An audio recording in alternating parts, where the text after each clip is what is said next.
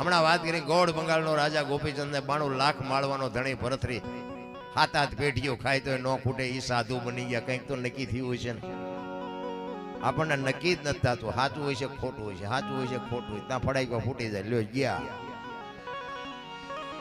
આ જિંદગીના બાપુ કોઈ ભરોસા નથી. આપણે અહીં બેઠા છીએ, સવારે કોઈની ચિઠ્ઠી ફાટી જવાની હોય, કોને ખબર છે?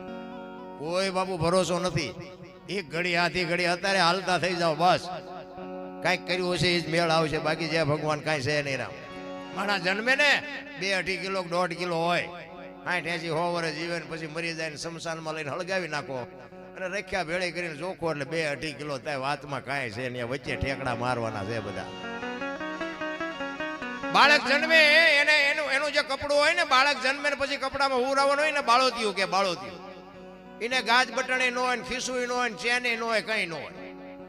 અને જેથી આ દુનિયા છોડીને જાવ ને એની માથે ઓઢાડે ને, એને ખાપણ કે કફન કે જે કહેતા હોય એને બાપુ કાંઈ ન હોય, ખીસું ન હોય, ગાજ બટણે ન હોય, ચેને ન હોય. આ વચ્ચે હાથે બુદ્ધિથી ખિસ્સા બનાવીને દુખી થયા છે. અને બનાવ્યા પછી ખિસ્સા ભરાણા જ નહીં, બનાવ્યા 4-4 આંગળના પણ ભરાતા જ નથી.